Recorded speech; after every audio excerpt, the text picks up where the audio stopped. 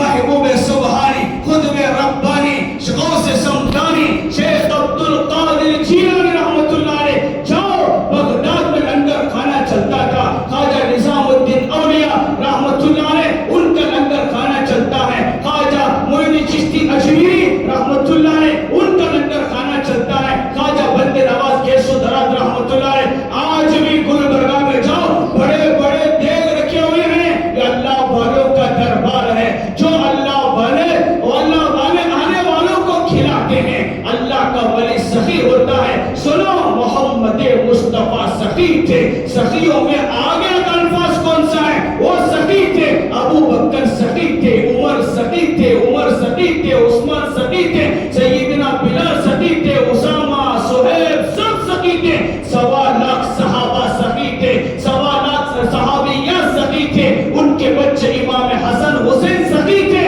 سخاوت جو کرے گا اللہ اسے مال میں برکت دے گا، گھر میں برکت دے گا، زندگیوں میں برکت دے گا۔ جو سخی نہیں بنے گا، جو کنجوس رہے گا، اللہ اس کے مال میں کبھی بھی برکت نہیں دے گا۔ حدیث میں آتا ہے، رسول اللہ صلی اللہ علیہ وسلم فرماتے ہیں، روزانہ ایک فرشتہ یہ دعا کرتا ہے، اللہ نے فرشتے کو طے کر دیا ہے، اے فرشتے تیرا یہ کام ہے، تیری یہ ڈیوٹی ہے، تیرے ذمہ مستقل ذمہ داری ہے۔ جیسے اللہ نے 7 آسمان کو بنایا، پہلے آسمان میں قیام میں، دوسرے آسمان میں رکوع میں، تیسرے آسمان میں قیدے میں، چوتھے آسمان میں سجدے میں، 5واں آسمان میں دعا میں، اللہ نے فرشتوں کو طے کر دیا کہ تم قیامت تک قیام میں رہو گے، تم قیامت تک قیدے میں رہو گے، تم قیامت تک سجدے میں رہو گے، تم قیامت تک رکوع میں رہو گے۔ اللہ کا شکر ادا کرو، فرشتہ آج جو فرشتہ قیام میں ہے وہ رکوع کرنا چاہتا ہے تو اللہ کی طرف سے حکم نہیں ہے، جو فرشتہ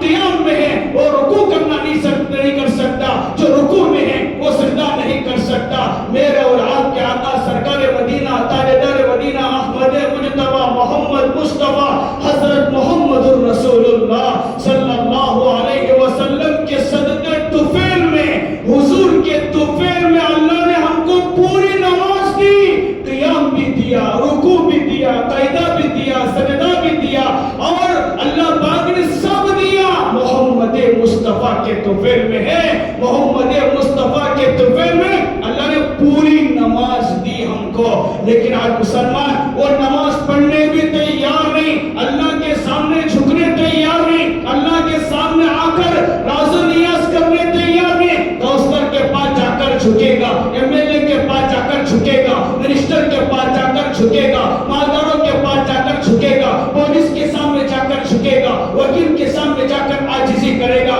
ارے تم اپنی پیشانی کو ایک جگہ، اپنی پیشانی کو جھکاؤ، پوری دنیا اللہ تمہارے سامنے جھکائے گا۔ اگر تم اللہ کے سامنے نہیں جھکے، اللہ پتھر کے سامنے جھکائے گا، درخت کے سامنے جھکائے گا، جانوروں کے سامنے جھکائے گا، وکیلوں کے سامنے جھکائے گا، پولیسوں کے سامنے جھکائے گا، منسٹر MLA کے سامنے جھکائے گا، کیونکہ تم بادشاہوں کا بادشاہ، شہنشاہوں کا شہنشاہ رب العالمین ہے، اس کے سامنے تم نہیں جھکتے ہو۔ اللہ کہتے تجھے ہر جگہ میں جھکا ہوں گا۔ صحابہ وہ تھے سوائے اللہ کے کسی کے پاس نہیں جھکتے تھے، تو